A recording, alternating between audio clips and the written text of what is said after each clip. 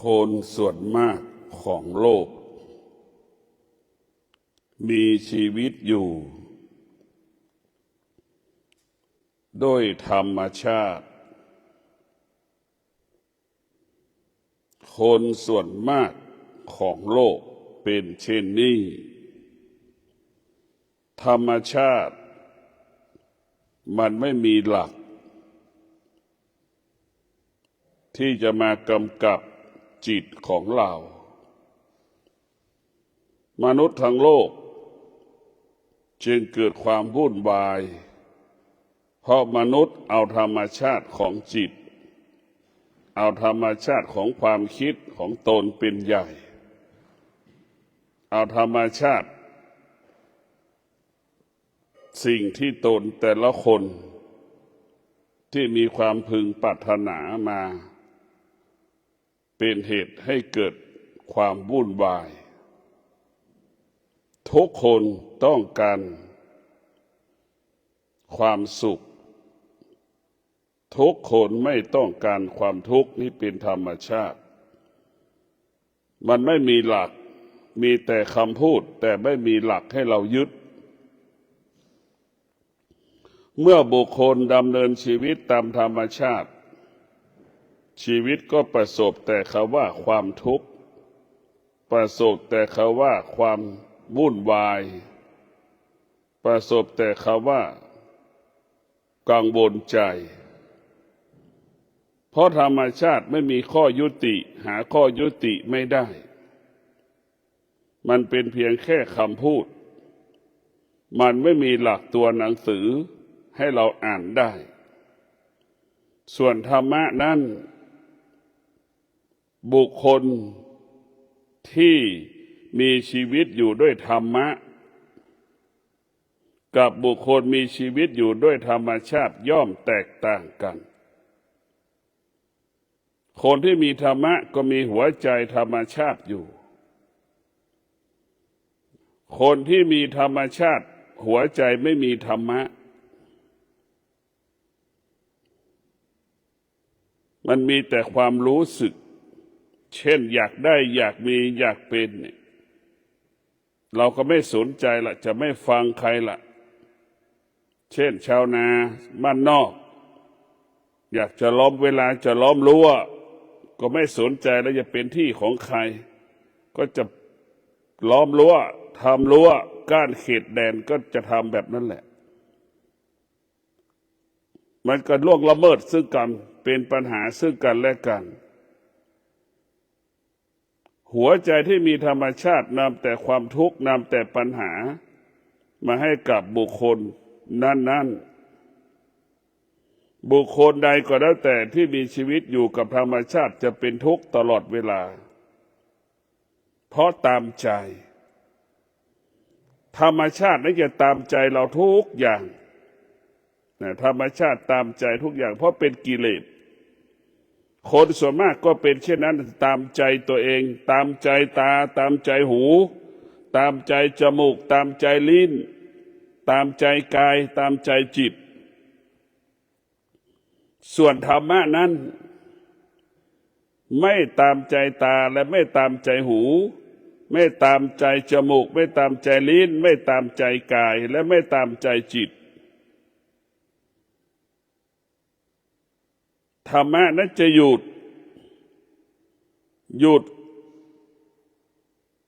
ดความอยากที่ตาหยุดความอยากที่หูหยุดความอยากที่จมูกหยุดความอยากที่ลิ้นหยุดความอยากที่กายหยุดความอยากที่จิตเพราะฉะนั้นธรรมะจะเป็นผู้หยุดยั้งความคิดคำพูดและการกระทำของบุคคลที่มีธรรมชาติบุคคลที่มีธรรมชาติ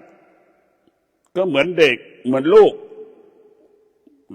ทุกคนมีลูกจะรู้ดีว่าลูกเป็นยังไงมันอยากพูดอะไรมันก็พูดพ่อแม่จะร้องไห้เสียใจมันไม่สนใจนั่นแหละคือคนหัวนั่นแหละคือธรรมชาติพ่อแม่จะมีเงินไม่มีเงินไม่รู้ล่ะมันก็จะขอเงินพ่อแม่มาใช้พ่อแม่จะให้ไปไม่ให้ไปลูกมันก็จะไปนั่นแหละตามใจตัวเองนั่นคือธรรมชาติ นั่นแหละคือหัวใจที่เป็นธรรมชาติจะเป็นเหมือนดั่งลูกทุกๆประการเอาเรามาดูว่าหัวใจที่มีธรรมะเปรียบเสมือนพ่อกับแม่จะพิจารณารอบคอบละเอียดอดทนเห็นไหมหัวใจที่มีธรรมะก็คือแม่จะอดทนอดกั้นกว่าจะได้วัตถุสิ่งของแต่ละอย่างมาเลี้ยงลูกจะต้องอดทนต่อสภาพปัญหาเหตุการณ์ต่างๆนี่แหละคือธรรมะนั้นจะเปรียบเสมือนแม่จะมีสติรู้ธรรมะมีสติรู้จะไม่ตอบสนองอารมณ์ของตนเองไม่ตอบสนองอารมณ์ของบุคคลอื่นอารมณ์นั้นทางตาทางหูทางจมูกทางลิ้นทางกายทางจิตแต่เราจะไม่ตอบสนองอารมณ์เหล่านี้ที่มันผ่านตาหูจมูกลิ้นกายใจเหมือนแม่กับลูกขัดแย้งกันแม่ก็จะมีสติหยุดอารมณ์ของแม่เพื่อไม่ให้อยู่ใต้อำนาจอารมณ์ของลูกจะสงบนิ่งไม่โต้ไม่ตอบลูกแสดงอาการอะไรมาแล้วแม่ก็มีสติรู้แม่จะพูดอะไรออกไปทำให้กระทบจิตใจลูกแม่ก็ไม่พูดนั่นคือธรรมะจะไม่ทำให้บุคคลอื่นๆสะเทือนใจหวั่นไหวได้เพราะจะพูดแต่สิ่งที่เป็นธรรมเท่านั้นธรรมะคือเป็นกลางทุกคนจะทำได้ไม่ได้ก็ยอมรับว่าเป็นความจริงนี่คือธรรมะเพราะฉะนั้นพวกเราทั้งหลายบุคคลที่มีธรรมะก็คือแม่เวลาแม่จะพูดกับลูกนะแม่จะมีสติรู้แม่จะพูดให้ลูกดีใจหรือให้พวกมีความสุขอะไรที่แรงที่แข็งอะไรที่กระทบทำให้ลูกทุกข์ทรมานลำบากใจแม่จะไม่พูดนี่แหละคือธรรมะจะนิ่มจะนุ่มจะพูดออกไปแล้วก็ลูกก็มีความสุขที่จะฟังตรงกันข้ามธรรมชาติเห็นไหมเหมือนลูกมันจะโต้แย้งกับแม่จะขัดแย้งกับแม่มีเหตุผลกับแม่สารพัดเหตุผลจะไปเที่ยวต่างจังหวัดจะขอเงินแม่ใช้จะซื้อของก็สารพัดเหตุผลกับพ่อกับแม่พ่อจะมีเงินไม่มีเงินไม่สนใจไม่ใส่ใจเห็นแก่ตัวคนที่มีธรรมชาติเป็นคนที่เห็นแก่ตัวเป็นคนที่ไม่เสียสละจะเบียดเบียนเงินเพราะจะเบียดเบียนบุคคลอื่นๆดังลูกที่มีหัวใจธรรมชาติจะเบียดเบียนพ่อแม่ตนเองโดยไม่สนใจว่าพ่อแม่จะมีเงินไม่มีเงินจะบังคับเอาสตางค์จากพ่อจากแม่นี่แหละคือธรรมชาติจะทำให้กับบุคคลอื่นเป็นทุกข์ทำให้ตัวเองเป็นทุกข์ส่วนธรรมะนั้นทำให้ตัวเองเกิดความสุขให้ทำให้คุณเกิดความสุขมันจะแตกต่างกันธรรมชาติคือความโลภความโกรธความหลงธรรมะนั้นจะไปหยุดยั้งความโลภความโกรธความหลงมันตรงข้ามกันเหมือนบอกว่าธรรมะคือแม่ธรรมชาติคือลูกมันหาข้อยุติไม่ได้เราก็ดูเหมือนนกมันก็บินไปในทิศทั้งสี่หาข้อยุติไม่ได้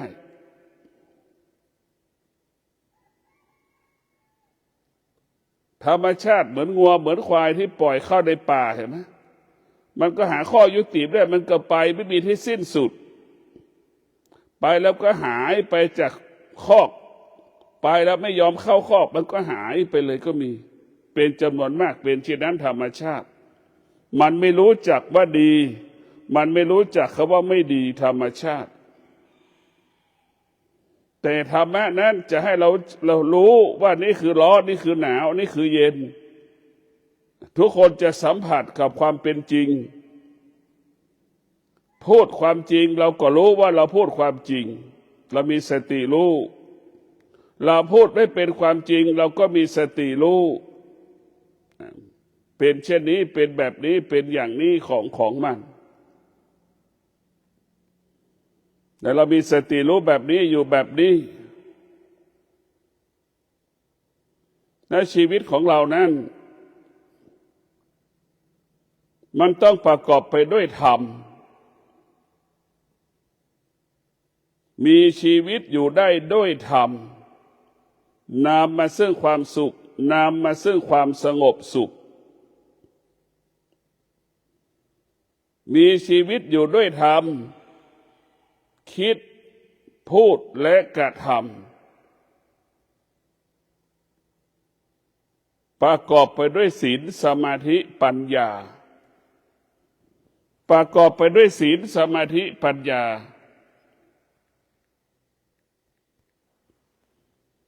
มีชีวิตอยู่ด้วยธรรมนี่คิด100 ครั้งพันครั้งก็เป็นประโยชน์เกิดประโยชน์พูด100 ครั้งพันครั้งก็เป็นประโยชน์เกิดประโยชน์กระทำการใดๆสัก100 ครั้งพันครั้งก็เป็นประโยชน์เกิดประโยชน์ต่อตนเองและบุคคลอื่นๆชีวิตอยู่ด้วยธรรมคิด100 ครั้งพันครั้งก็เป็นความจริงพูดกี่100 ครั้งพันครั้งก็เป็นความจริงทำการใดๆกระทำการใดๆก็เป็นความจริง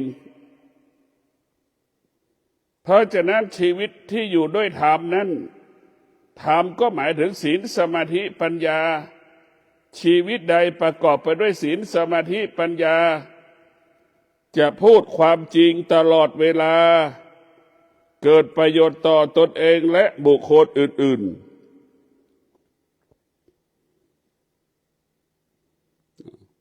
บุคคลที่ประกอบไปด้วยศีลสมาธิปัญญาคิดพูดและกระทำการใดๆเป็นประโยชน์เกิดประโยชน์ต่อตนเองและบุคคลอื่นๆต่อสาธารณชนต่อมหาชนบุคคลที่มีธรรมมีชีวิตอยู่ด้วยธรรมความคิดคำพูดออกมาแล้วเกิดความดีงามเกิดความงอกงามเป็นประโยชน์ต่อสาธารณชนเป็นประโยชน์ต่อมหาชนบุคคลที่มีชีวิตอยู่ได้ธรรมนั้นจะเป็นบุคคลตัวอย่างแบบอย่างของมหาชนของสาธารณชนบุคคลที่มีชีวิตอยู่ด้วยธรรมก็จะนำเอาความจริงมามอบให้กับสาธารณชนมหาชนได้รับรู้และปฏิบัติแล้วก็เกิดประโยชน์เป็นประโยชน์ต่อสังคมชุมชนชีวิตอยู่ด้วยธรรมจะนำมาซึ่งความสงบนำมาซึ่งสันติสุขต่อสาธารณชนต่อมหาชนต่อคนทุกๆคนไม่ว่าผู้เศรษฐียาจกก็ยอมรับบุคคลที่มีชีวิตอยู่ด้วยธรรมก็คือประกอบไปด้วยศีลสมาธิปัญญาอยู่ณที่ใดสาธารณชนต้อนรับไปณที่ใดสาธารณชนก็ยกย่องสรรเสริญมีบุคคลมีสาธารณชน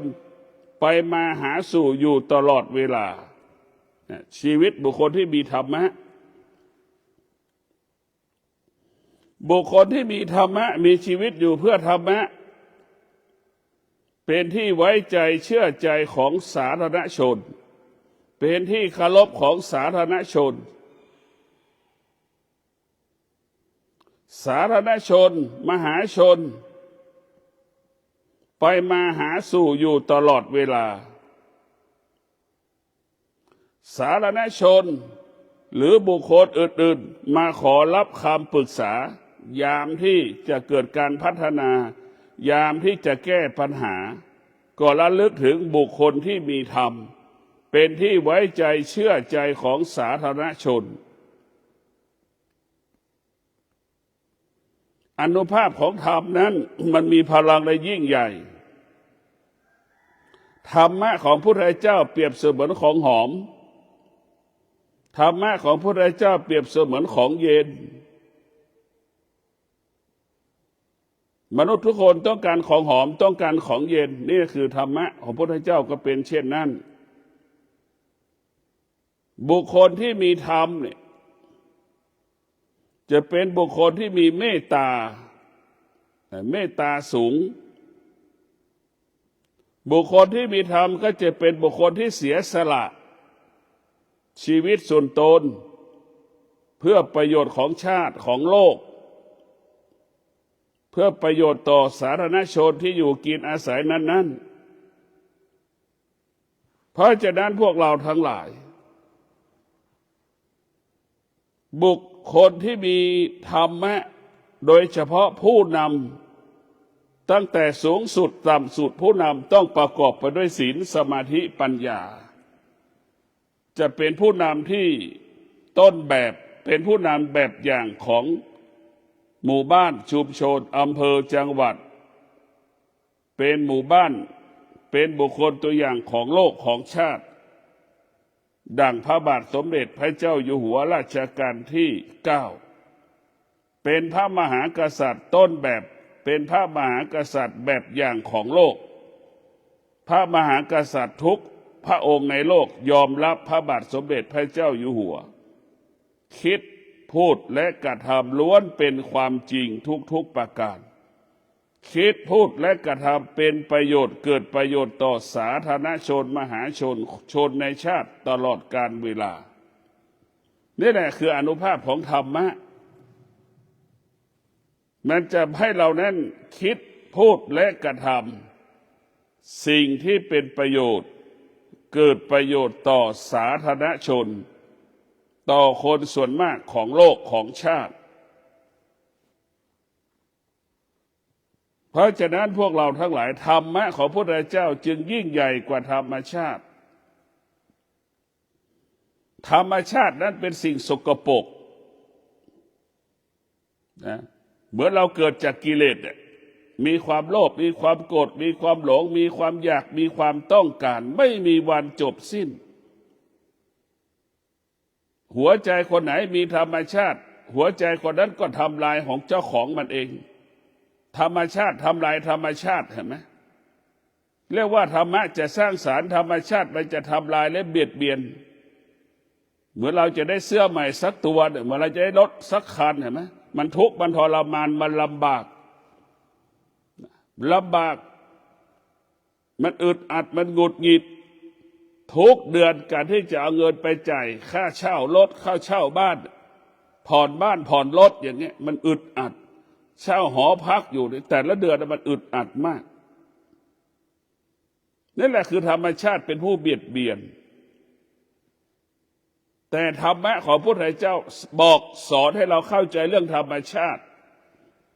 บอกสอนให้เราเข้าใจเรื่องธรรมชาติให้รู้จักตนเองอย่าตามใจตนเองธรรมะไม่สามารถตอบสนองความรู้สึกของคนได้ธรรมะไม่สามารถตอบสนองความรู้สึกของสาธารณชนได้ส่วนธรรมชาตินั้นตอบสนองความรู้สึกของสาธารณชนได้ตอบสนองความรู้สึกของสาธารณชนคนที่มีกิเลส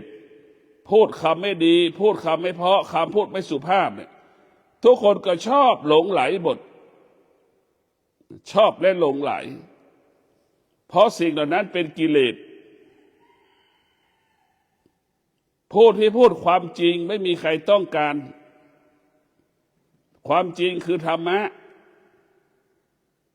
เราพูดเรื่องศีลห้าทั้ง5ข้อเนี่ยไม่มีใครอยากฟัง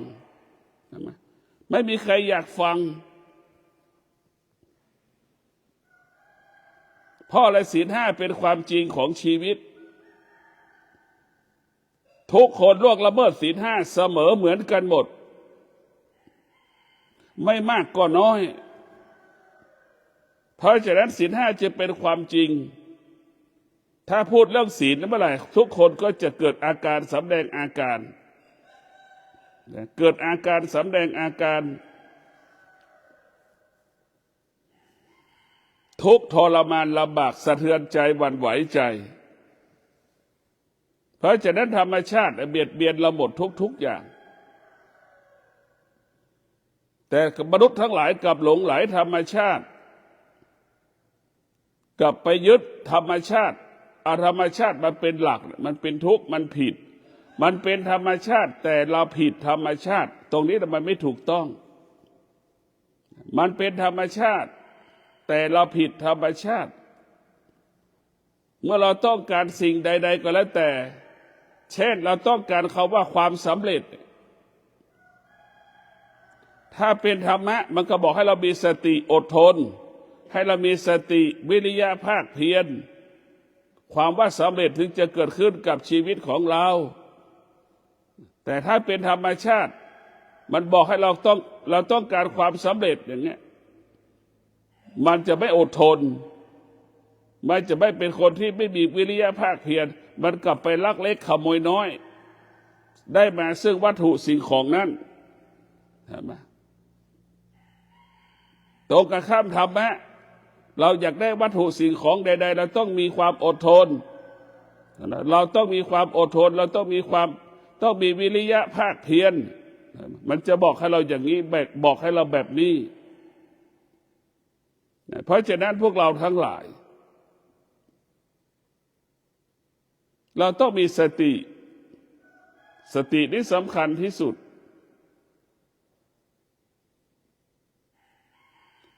ธรรมะของพระพุทธเจ้านั้นจะไม่เบียดเบียนธรรมชาติไม่ทำลายธรรมชาติจะรักษาธรรมชาติจะคงสภาพเดิมของธรรมชาติจะอยู่เหนือธรรมชาตินี่คือธรรมะดังผู้ที่มีธรรมะก็คือผู้ที่มีสติจะอยู่เหนือความโลภความโกรธความหลงของตนเองและบุคคลอื่นๆไม่ตกอยู่ใต้อำนาจความคิดของตนเองความคิดของบุคคลอื่นๆนี่แหละคือธรรมะเพราะฉะนั้นพวกเราทั้งหลายหัวใจที่มีธรรมะกับหัวใจที่มีธรรมชาติย่อมแตกต่างกันเหมือนคนที่อยู่กลางคืนกับคนที่อยู่กลางวันย่อมแตกต่างกันคนที่ทำงานกลางวันกับคนที่ทำงานกลางคืนย่อมแตกต่างกันเพราะธรรมชาติเนี่ยเพราะเราเกิดมาจากธรรมชาติใช่ไหมเกิดจากธรรมชาติเป็นเรื่องอวิชชาทั้งหมดทั้งสิ้นมันเป็นเรื่องอวิชชาทั้งหมดส่วนธรรมะเป็นเรื่องวิชาทั้งหมดวิชาทั้งหมดธรรมะว่าในเรื่องความจริงที่เหนือธรรมชาติธรรมะว่าด้วยความจริงที่อยู่เหนือโลกธรรมะว่าด้วยเรื่องความจริงอยู่เหนือการเวลา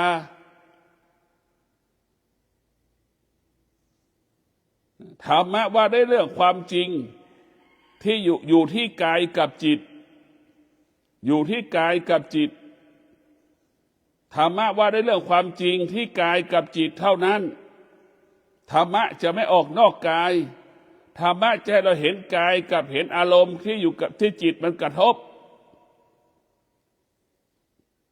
แต่ธรรมชาติเป็นเรื่องของนอกกายมันตรงข้ามกันอีกธรรมชาติจะมองเห็นแต่นอกกายพอพูดเรื่องธรรมชาติทุกคนคิดถึงป่าน้ำแม่ไม้ป่าไม้แม่น้ำภูเขาหมดนะเราเห็นแต่ธรรมชาตินอกกายแต่เราไม่เห็นธรรมชาติอยู่ในกายหัวใจที่มีธรรมชาติจะเห็นสิ่งออกนอกกายไม่เห็นธรรมชาติของกายไม่เห็นธรรมชาติของจิตจิตมันมีความโลภความโกรธความหลงเห็นไหมมันก็ไม่รู้ไม่เห็นรู้เห็นก็ไม่รู้รู้เท่ากับไม่รู้ความแก่ความเจ็บความตายเกิดขึ้นก็ยังไม่รู้หลงในแก่หลงหมด เรียกว่าธรรมชาติเป็นผู้ไม่รู้ธรรมะเป็นผู้รู้ธรรมชาติเป็นผู้ไม่รู้ธรรมชาติเหมือนบอกว่าเป็นเหมือนลูกธรรมะเปรียบเสมือนแม่แม่กับลูกย่อมรู้แตกต่างกันแม่จะเป็นผู้รู้ความจริงของชีวิตแม่จึงเป็นผู้รู้ความจริงของโลกแม่จะเป็นผู้ที่มีความอดทนที่สุดในโลกเห็นไหมระหว่างลูกกับแม่นี่แม่มีความอดทนที่สุดในโลกโดยเฉพาะแม่อุ้มท้องเนี่ย8 เดือน9 เดือน6 เดือนอย่างเงี้ยเป็นผู้ที่มีความอดทนที่สุดในโลกระหว่างที่อุ้มท้องสภาวะจิตแม่เป็นเช่นไรแม่ก็จะสัมผัสได้มันอึดอัดมันหงุดหงิดลุกยากนั่งยากเกิดอาการสารพัดอาการขณะที่มีท้องลุกยากนั่งยากแม่ก็จะอดทนเห็นไหมแม่จึงชื่อว่าเป็นผู้ที่อดทนที่สุดในโลกเป็นผู้ที่อดทนมากกว่าพ่อเพราะแม่อยู่กับกายขณะที่แม่ตั้งท้องเนี่ยแม่ก็อุ้มลูกเห็นไหมท้องลูกอยู่ในท้องแม่แม่อยู่มีสติอยู่กับธรรมะนั่นแหละเพราะฉะนั้นพวกเราทั้งหลายธรรมะจะเป็นผู้ที่สร้างสรรค์พัฒนาเปลี่ยนแปลงชีวิตไปสู่ความดีงามไปสู่ความงอกงามให้กับชีวิตของเรา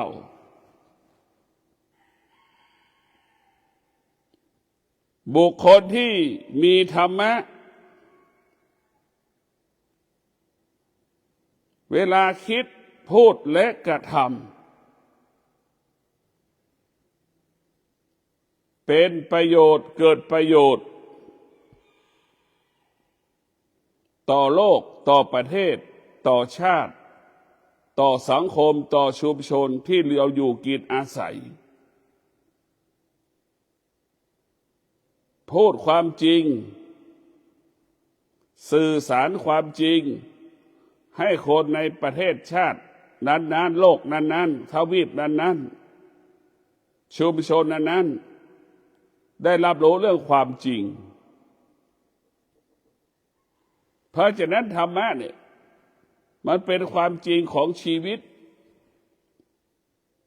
ที่ทุกคนไม่มีไม่ได้ไม่เอาไม่ได้ไม่มีไม่ได้เพราะมาอยู่ที่กายกับจิตมันไม่มีใครปฏิเสธได้เพราะธรรมะมาอยู่ที่กายกับจิต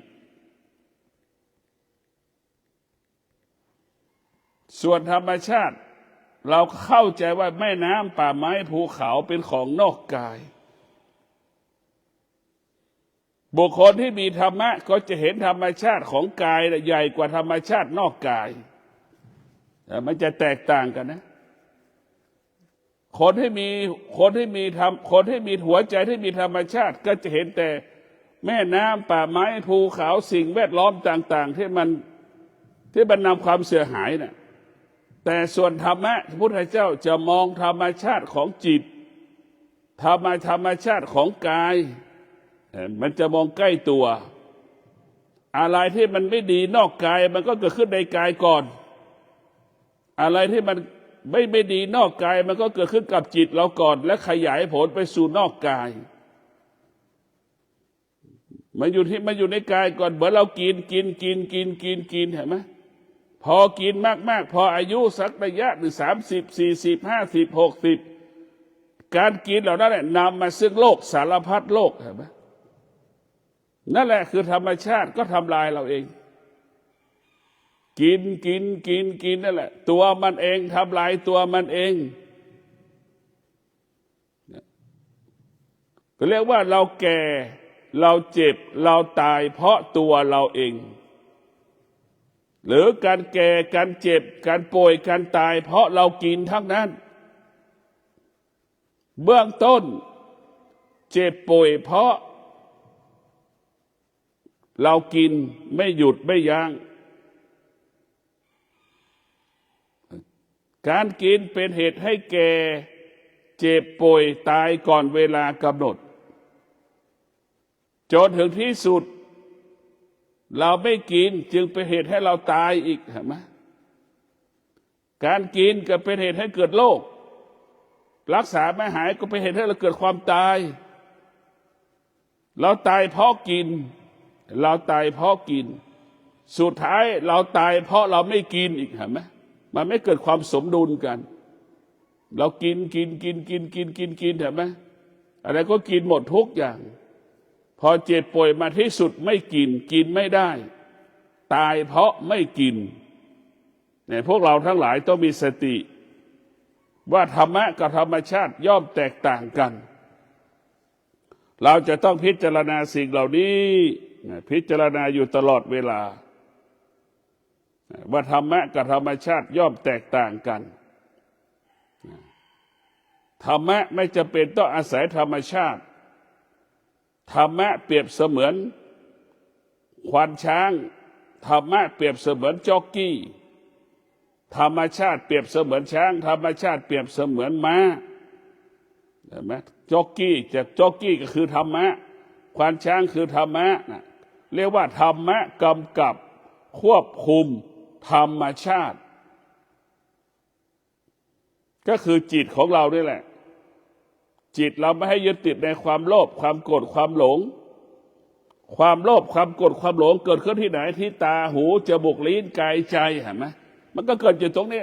ความอยากเกิดขึ้นที่ไหนกับตาหูจมูกลิ้นกายใจร้องไห้เสียใจเกิดขึ้นที่ไหนที่ตาหูจมูกลิ้นกายใจ